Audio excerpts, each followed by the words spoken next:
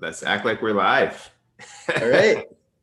Welcome to the Urban Files, where me, Max, and my co-host Chuck, we talk about cities, everything to do with cities. So, what's our topic today, Chuck? So today we're talking about whether whether cities can share a sports team, right? So specifically in this case, and we are live, yes. So um, Tampa Bay, of course, they got the Rays hat on here, is considering moving their team to Montreal for half the season. They've been in talks about this for, maybe a couple years now, since stadium talks kind of ceased, with the ability to finance a nearly $1 billion new stadium in Tampa to be considered difficult to impossible. And also the fact that the Rays, for much of their existence, have been at or at the bottom of the league in attendance. And so Montreal, of course, many of you guys that are baseball fans to be familiar, they had the Expos there from the late 70s until 2004 when they moved and became the Nationals. So this would be, a win in a way for Montreal to have half the season from about the middle of June on. And it would be kind of a loss for Tampa Bay Rays fans to be having to share their team. But the question is, would something like this work? So, Max, what do you think? Uh, well, it's a complex issue, right? As a, so let's start off. You and me both huge sports fans, really into sports. I would say one difference that we have is that you're much more of a spectator. Like you really liked to go to games and watch them in person live, and it almost doesn't matter who the teams are that are competing. Maybe not even so much the sport itself. You just like being in the atmosphere, like seeing the venues. Whereas I'm just really passionate about certain teams, certain sports, and I wasn't raised as a spectator. So I'm just as happy watching by myself at home as I would be going to the game. So yeah, I want to establish that as a baseline because I'm speaking from my experience, and personally, I think that I don't see why, from an emotional and psychological standpoint, from a fan's perspective, I don't see why this couldn't work. Couldn't even be really great and a win-win all around. Because, as a fan, sure, to some degree, there is sort of a pride in the community. As sort of a college sports fan, you have pride in the institution. As a professional sports fan, there's some degree of like civic pride, but a lot of the emotional attachment for me is with the team, like just the history of the team, and I don't see why I wouldn't enjoy sharing that with like one other city or two other cities, and like us being sort of like a collective, and having the opportunity to go see games for my team at these other cities as well. It's sort of a partnership. Again, coming from my perspective, that's how I see it. So for me, the real question is whether this could possibly work from sort of an operational standpoint, from a financial perspective, from sort of an organizational structure, ownership structure, whether it works in that capacity. But as a fan, I welcome, this. And I'm a huge Jaguars fan. That's probably my number one team of all sports, of all teams, of all sports, the Jacksonville Jaguars. And it's really played out this way with sort of the London connection and the UK connection, where the Jaguars have been playing consistently one game every year over in London. And we were about to increase that to two games. And personally, given my background, I don't mind that at all. I don't really mind losing one or two home games. I enjoy deepening our connection across the pond. I'd like seeing that we're sort of, in a way, sharing a team with London, London, England. So to me, that works for me. But then can it work in those other ways? I guess that's the question. Yeah, and to your point, you're familiar with this as anyone. I think the big difference here, right, is that this is on a larger scale, right? So like even with the two games in London, if I had to guess on how that will play out, I would guess they might do those back-to-back weeks and have it kind of, you put players up in a hotel for maybe a 14-day period and kind of give them maybe a bye week, maybe even before and after, into circumstances when they have to play games like that. But I think I think that logistical problem or question is an interesting one. You have Tampa and Montreal that are very different. I mean, they're about the same size in metropolitan population, but they're very different cities culturally and in a number of other ways. And so the question is like, I guess from a logistical standpoint, my first thought is where are players going to live? And of course, Montreal has a certain trendy appeal that, Tampa, well, it's a growing and happening city, doesn't quite yet. But I think, from that perspective too, you also have the no state income tax in Florida. And so a lot of guys would probably consider making their permanent address if they had to pick one or the other. That might be where they'd go. So I do know, I'll just jump in real quick. When it comes to players, they get paid by the game, and they're taxed by the game. So if they're playing in a state with a state income tax, those games are going to be taxed by that state. So it doesn't necessarily play as much of a factor when it comes to the games themselves. Of course, you have all the sponsorship endorsements and things like that. Certainly, for high profile players, it will make a huge difference.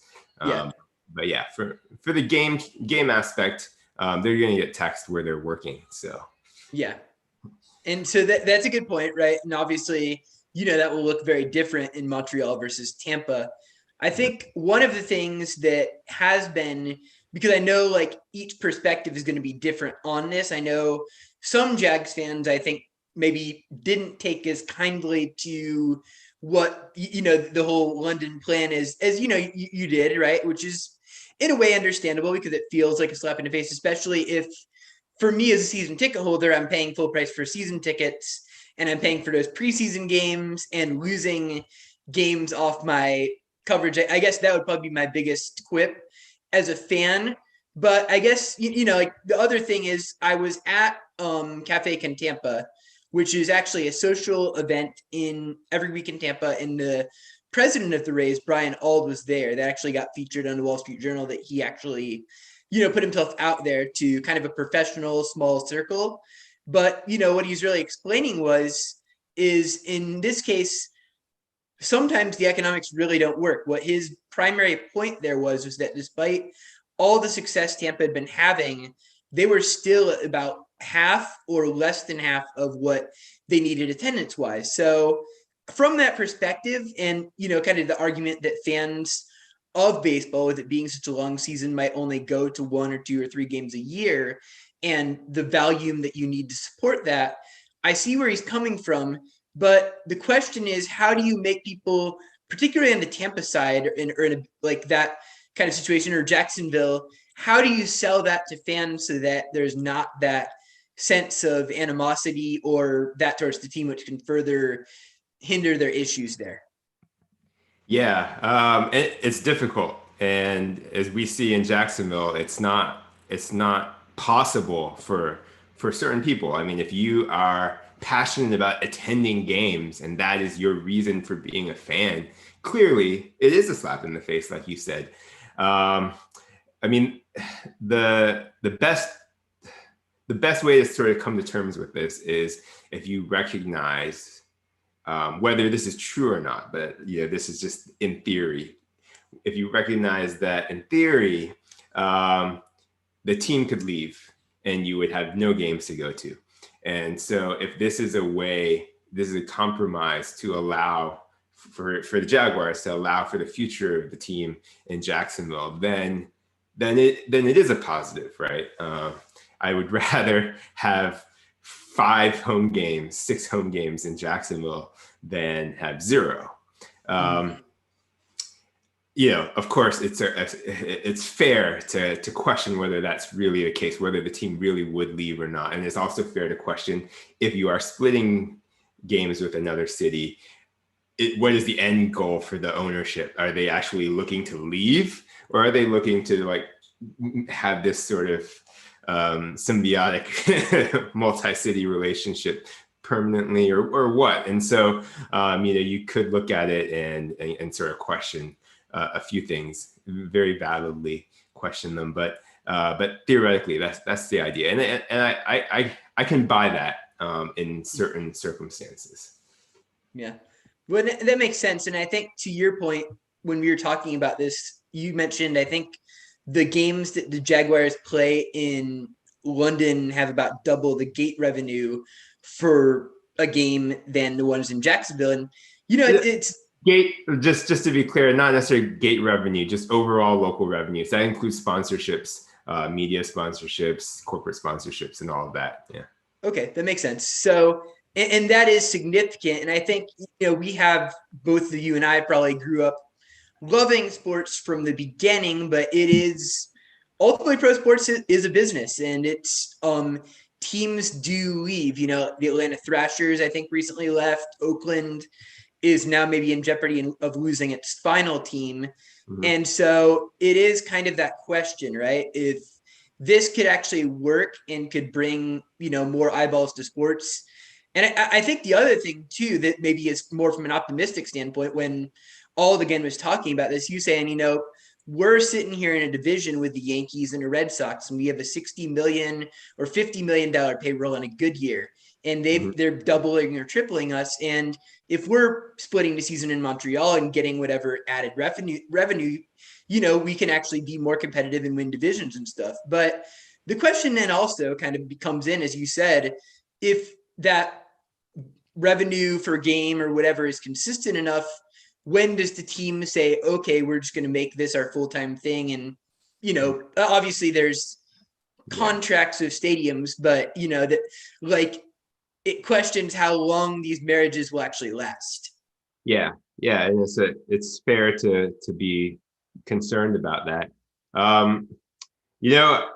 There's a few examples of somewhat of a split, maybe temporarily, but I believe the Buffalo Bills have played in Toronto a number of times. The Packers in Milwaukee as well. Those were sort of a regional thing, but how did those turn out? I guess, and was that seen as a positive in growing the larger fan base?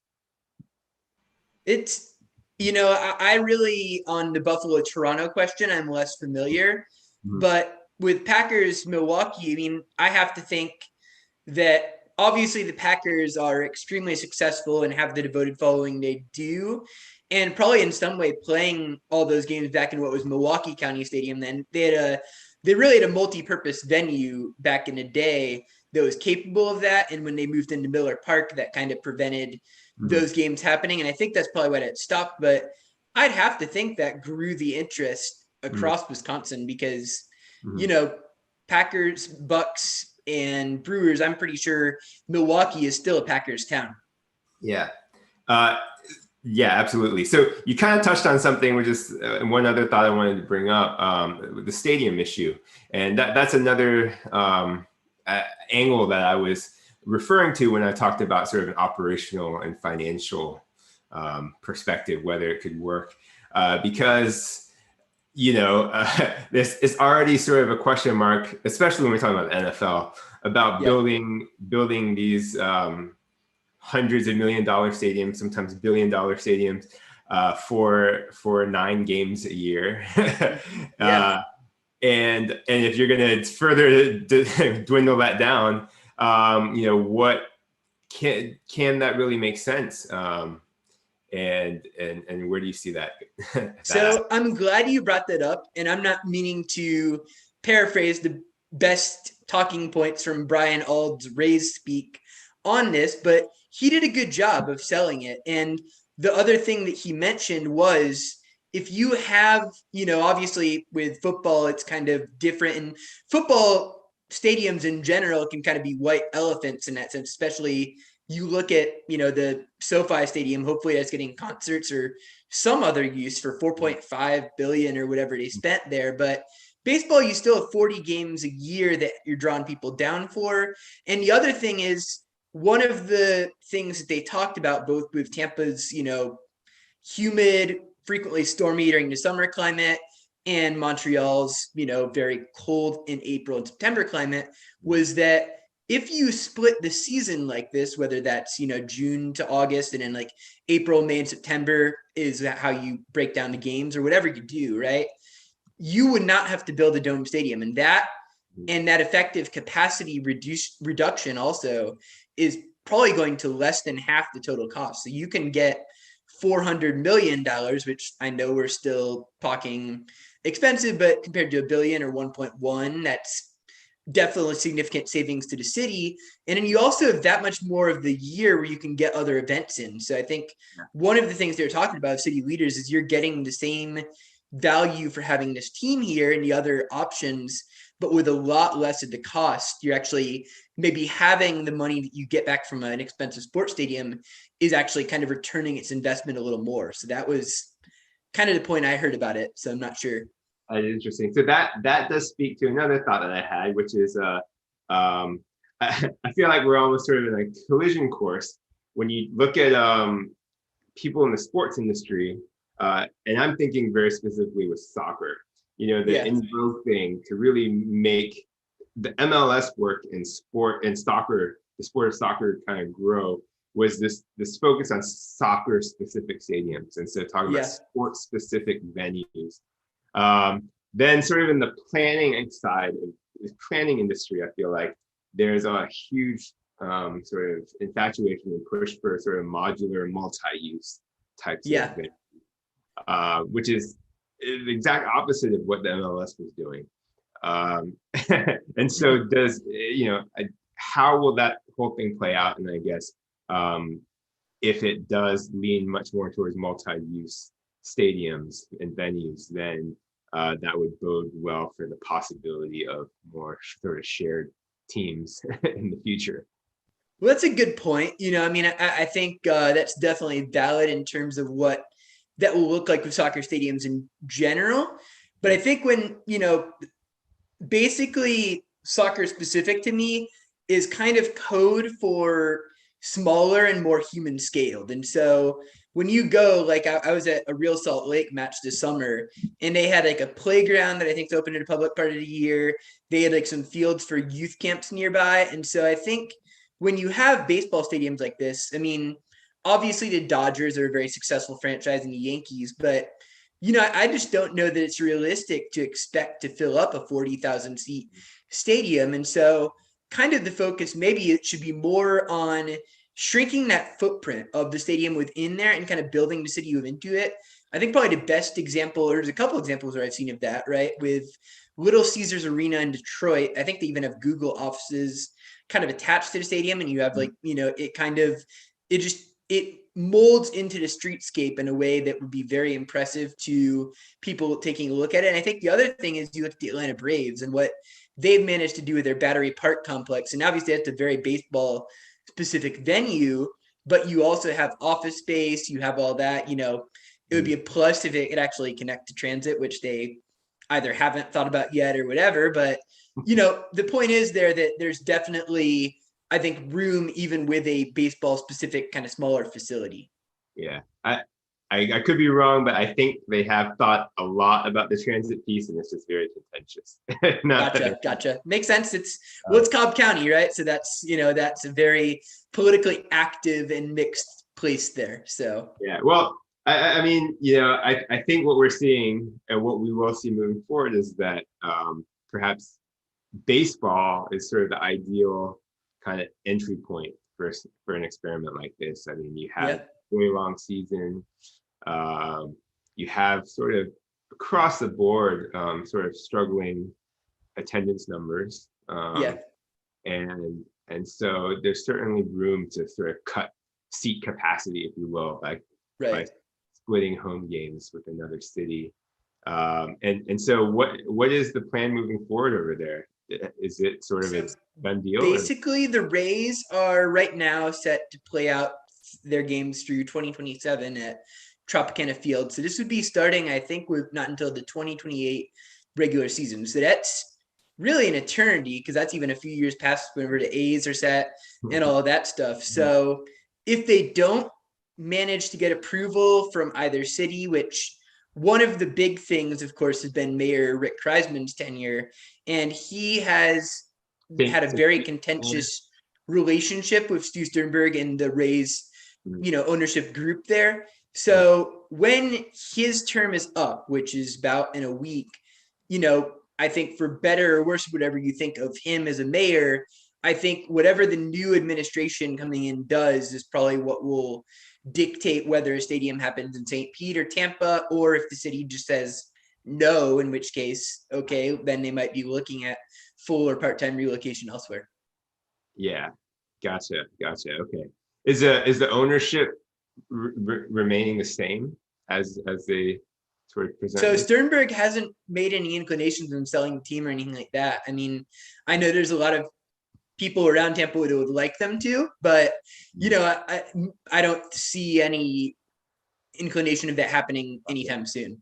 Yeah, I didn't know if there would be sort of like a minority stake in from the Montreal side coming in. Yeah, that's a good question, and I don't know how that's going to play out. As far as I know, Sternberg remains majority owner and kind of part of that, but I don't know if there's anything else that's going to be going on from the Montreal side or anything.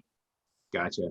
Are the details set sort of presented so that it would be like sort of a 50-50 split, or did they get that? The way they initially talked about it, and they released like they're going to have a sign up during the playoffs, which went over about as well as you'd think it would. But basically, I think kind of splitting the baseball season. I think from about April 1st to about June 23rd, they'd have about 41 home games, and of course, the baseball schedule is still a little different each year, but the remaining part of the schedule would be played out in Montreal. That was what I heard. And then each alternating year, the teams would kind of split playoff games. So one year, all of them would be in Tampa, Montreal, vice versa. That's very optimistic. Yeah. It's who knows how it will actually shake down. I think one of the things they're looking for is approval for a stadium somewhere, which they have not gotten from either city yet. So it could work out interesting, and some other cities might be in the mix for this team, whether this ever comes to fruition or not. Yeah, it's just I just thought it was very like we'll have the first 5 World Series in Canada, and the next 5 will do over there. So okay, that's it is fascinating to see how this was presented and how it'll play out. The only other thought that I had in this discussion was whether this works better if there's sort of a primary city and then secondary cities, or if it's better if it's completely even kind of split. I think in most cases that you or I have found to this point, it's basically been a primary city type of deal. And this may be a situation where one kind of becomes the main base, but as of now, they're planning on they're basically dividing everything like it. They would divide the logo if they could, so. Yeah. So call them the X-rays. So. Yeah, because I mean, if you have a primary secondary kind of relationship, then that's I think it helps the flow in the beginning, but then you'll always have sort of this undercurrent of if that secondary city has the opportunity to become a primary of another franchise or something, like are they going to then the whole deal is done. And the thing about Tampa is that longer term, stats just show it's, unless there's like a major climate thing that comes through, major storm in the next few decades, I think we won't have to worry about that for probably 40 or 50 years or so. But during that time, Tampa's going to grow, and compared to a lot of smaller markets with teams now, it's probably going to have more people in a regional distance, especially from Tampa. And I think that's one thing that they still really haven't figured out. Obviously, I don't think they'd be one of the league leaders in number of fans to their geographic center within 30 miles or wherever they do it. But right now, 60% of the land within 30 miles of St. Pete in the stadium is underwater. And so you easily have the smallest effective market size that can make it. You have people right now that leave their offices in Tampa about 5:30, and it's with no traffic, it's about a 25 or 30-minute drive, and you still, for 7:05 games, have people getting in second inning or third inning. Mm-hmm. Gotcha. Interesting. Cool. Well, it's something to watch. I'm really I didn't realize it was still sort of 7 years off. So a lot can change, obviously. Oh yeah. But definitely, something to watch, and perhaps this is sort of the first of more proposals like this. Yeah. Yeah. Cool. All right, Chuck. It was great as always. Of course, yeah. And hopefully next time we touch base on this, we'll have some more details to go off of in terms of how they're going to move forward. Yeah. All right. Thanks for listening. See you all next time.